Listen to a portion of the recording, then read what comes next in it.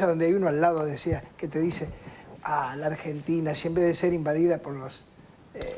conquistada por los españoles, hubiera sido conquistada por los ingleses. Y empiezan con todas esas pelotudes. Cuando ya empiezas, si vos te tenés que ir de la mesa, lejos a comer un sándwich de chorizo, porque la historia es larga. Los lugares comunes de esa nota que yo aprecié en la red, en el Diario Español. Primero está escrito en el Diario de España, en el Diario Español, que tiene un grave problema de fracaso. Un fracaso colosal económico. Es un fracaso tremendo. Entonces, escribirlo, publicarlo en ese diario es como una contradicción. Esta es la primera. La segunda, hay tantos lugares comunes. Por ejemplo, comienza diciendo, esto para los que saben política, y la mayoría de los argentinos lo sabe, comienza diciendo, la Argentina estaba entre los 10 países, las 10 economías más importantes del mundo a principios del siglo pasado. Y hoy está en uno de los lugares más decadentes. Así, de esta manera tajante y sin argumentación estadística.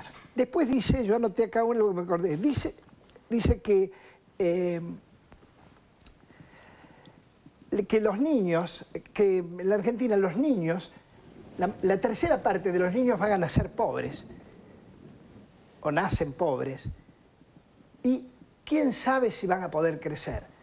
Un pensamiento totalmente... sofisticado, ¿no? Lo raro es que el diario El País que publicó, y esto hay que hacerlo porque si no parece que tienen libertad, Rivas, que pertenece a la izquierda intelectual de España, que es un gran novelista además, vino a la Argentina invitado precisamente por temas de derechos humanos, y publica esa columna porque no se la pueden dejar de publicar, como a mí no me podían dejar de publicar en La Nación, porque si no queda muy en evidencia que un disidente deje de publicar. Pero ¿ustedes vieron que eso fuera reproducido en los diarios argentinos hegemónicos? No. Esta nota inferior, en lugares comunes, en prejuicios, es publicada no solo en el diario El País, que se edita en la Argentina, sino que ya cualquier periodista, no me quiero atribuir esa pequeña inteligencia, porque es modesta inteligencia, de que yo dije mañana sale publicada en los grandes diarios. Evidentemente fue reproducida textualmente, y no solo eso, los voceros de los grandes diarios, que estuvieron paseándose ahí por el informe, también reproducen la noticia como exitosa. Entonces, yo creo que no vale la pena, no sé, a mí, ¿sabes qué? Hay una cosa que me parece interesante, no sé si nos estamos excediendo en poner algún personaje allí, siempre como protagonista, como si su voz tuviera importancia. Creo que me parece a veces importante reducir la importancia del mensaje, porque si no le estamos dando a lo mejor un escenario que no se merece. Hay cierta altura donde la decadencia debe de caer sola y el castigo que debe recibir un político, un periodista o un médico, el médico del paciente, el periodista de la audiencia o del receptor y el político de sus votantes. O sea que yo estaba pensando cuando hablaba sobre la nostalgia o la melancolía de gente que dice, tenemos todos los climas, hace 40 años teníamos el 60% de la clase. Pero es que aprendí como a desconfiar de ese gesto. Porque me parece un gesto vacío, que finalmente ese argentino que se pone por fuera de la historia argentina para criticar la propia historia argentina, me parece un gesto cínico, porque el país lo hacemos todo. El país no es un grupo de gobernantes, qué sé yo, un grupo que se distribuye, son un poco de partido. Entonces, me parece un poco cínica esa visión y aprendí como, digamos, es como cuando un tachero te habla, medio feo esto, pero cuando un tachero te habla mucho de ética, yo siento que el reloj va más rápido. No sé por qué, pero tengo esa sensación, ¿no? Quería decir, Lucho, aparte hay dos cosas para mí que hay que remarcar.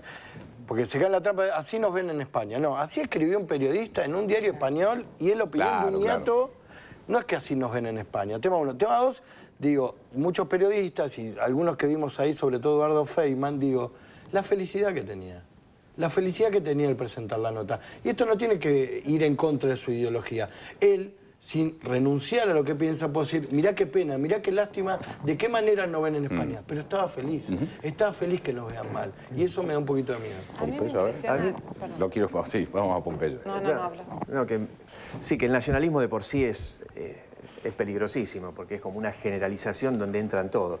Pero lo que me daba como asco de la nata era su posición contra los estudiantes secundarios, que él debe haber estudiado en Buenos Aires seguramente, en épocas, no sé si en Buenos Aires, pero en una época bastante politizada, donde los pibes estaban en la calle. Criticar a los pibes que toman los colegios me parece terrible. O criticar la acción de tomar un colegio o de tomar un puente. Pienso que el gobierno viene de Costecchi y Santillán. De la actividad política, de la movilización, del piquete, viene Kirchner como correlato inevitable cuando ya la sangre de esos dos muchachos se puso ahí y trajo un momento político distinto para el país. Eso es una cuestión miserable. Y por otro lado quería decir también que cuando lo veo a Jimmy Carter diciendo que es un buen momento para invertir en la Argentina, me da miedo. A Clinton. Me da miedo. Ojalá Carter lo hubiera dicho en el 70. Sí, pero que un norteamericano, un expresidente norteamericano, esté diciendo que es un buen momento para invertir en el país, a mí me corre frío por la espalda. Es un peligro. A ver, Barragán. A mí me da vergüenza esto de cómo nos ven afuera, porque me parece que es como la moral, el sentido común que nos impuso Clarín durante mucho tiempo. Qué vergüenza, cómo nos ven afuera, imagínense cómo va. Es como una cosa de barrio, ¿viste? Como que salí, ¿qué va a pensar el vecino? Es de una pobreza, pero bueno, la pobreza a veces le hace mal. Y creo que hay gente que cuando cae en la pobreza o la decadencia, también empieza a tener problemas. O sea que a mí no me interesa cómo nos ven en el exterior, sino que me interesa cómo se ve a sí mismo la nata, que se ve que tiene una visión bastante celestial de sí mismo y eso me alienta. A ver, Lola. A mí lo que me impresiona es que creo que no hay peor dependencia que la colonización mental. Sí, claro. Y me parece que esto lo que muestra es eso. Es como que necesitan... Y es la actitud que muestran también en lo nacional, ¿no? La legitimación del establishment para sentirse que son alguien. Y el establishment es siempre el privilegio de los poderosos. Me parece que llegar a ese lugar para decir eso es como haber retrocedido un largo camino. Silvia, para que lo escuchamos a Silvia. No, que hace tiempo que está queriendo. Le pregunto algo que ya va a poder... Pero dejala que haga su intervención, tiene relación con el Parlamento. Dejamos a Varón. Déjame transgredir tu autoridad. Dame un... Sí, no. Déjame transgredir tu autoridad. No existe. Es como el profesor que le permite a los alumnos dialogar entre sí. El profesor permite a los alumnos un segundo. Me parece muy bien. Dígale.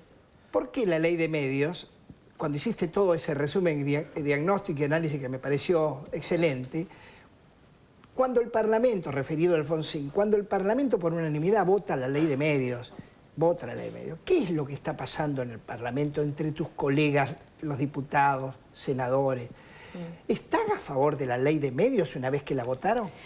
Bueno, yo creo que hay algunos que la votaron, pero que después se borraron. Es decir, claramente, me parece que básicamente quedamos el gobierno y quedamos algunos diputados, en mi caso particular, y además los dirigentes del Partido de la Concertación Forja, defendiendo lo que votamos y nuestras convicciones. Y después me parece que hay otros que evitan hablar del tema después de haber emitido el voto, o evitan hablar de Fivertel, o cambiaron la posición respecto del monopolio Clarín con Fivertel, a pesar de haber votado su bloque o integrantes de su bloque o de su partido a favor de la ley de medios, porque apuestan a tener una línea en Clarín. Esto me parece que es así, sin lugar a dudas. Pero yo no me quiero perder algo de lo que de este bloque en relación a los cortes, ¿no? La asimilación que planteaban a los cortes y a la toma de las escuelas y a lo que se planteaba como se equiparaba a golpes, o sea, gravísima, digamos, la equiparación de golpes institucionales. Yo digo, esos periodistas... ¿Ustedes se acuerdan lo que decían en el momento en que la patronal agropecuaria cortaba las rutas, amenazaba desde un palco en la puerta del Congreso Nacional que si la votación del Senado era en contra de lo que ellos querían, estaban amenazando con la desobediencia y prácticamente al borde del golpe de Estado? ¿Ustedes recuerdan que esos periodistas hayan dicho o asimilado un golpe a la institucionalidad en ese momento, cuando las corporaciones, cuando quienes detentan el mayor poder económico en la Argentina se rebelaban frente al poder instituido? ¿Recuerdan que hayan hecho esa asimilación? Porque no la hicieron, ¿eh? Ahora, a unos jóvenes de 14, 15, 16, 17 años, porque toman una escuela que se le está cayendo el techo a pedazos arriba de la cabeza, lo asimilan al golpe de Estado. Volvamos, yo quisiera volver o retomar en algún momento sobre esto por otros planteos que se están haciendo, que lo vimos en el informe anterior, respecto del servicio voluntario y los llamados que hacen a las Fuerzas Armadas, que están haciendo a las Fuerzas Armadas algunos políticos que creo que están haciendo una confesión de impotencia peligrosa, porque en alguna etapa, en muchas etapas en realidad de nuestra historia, más de las que quisiéramos, esa impotencia de los civiles y del sector político determinó que fueran a golpear la puerta de los cuarteles. Muy bien. ¿Está claro, varones? ¿Está claro, varones? ¿Está claro, varones? Si es suficiente. ¿Está claro, varones? Ahora te pido disculpas si invadí una jurisdicción. Pero por favor. Pero no, ya lo sé. Pero ¿sabes una cosa? Estaba pensando que esta noche... Irá para mucho esa hubo otra cosa claro. más que agregar ahora. Esta noche hubo una especie de reciclaje, me parece más empequeñecido, del bloomberismo del 2004. Sí, Aquella manifestación. Yo sé que me pongo en un terreno antipático, pero me arriesgo, porque si un periodista no se arriesga, no tiene sentido la comunicación. Es un lugar común también. Entonces, ha habido en Plaza de Mayo una manifestación, algo así como "no nos sigan matando". Y yo recordé aquello que pasó en el año 2004, cuando recién asumía el gobierno del presidente Kirchner, esa manifestación de 200.000 personas aclamando por un crimen obviamente tremendo. Y hay algo que está ocurriendo en la sociedad que me permito que debemos observar los comunicadores, esta idea de implantación del miedo, como la del censo, esta idea de que la gente tiene que estar en las mirillas, una clase media. A mí me gustaría pertenecer a una clase media que no sea asustadiza. Esa es la realidad. Claramente. Muy bien, señores, vamos al corte, ya volvemos.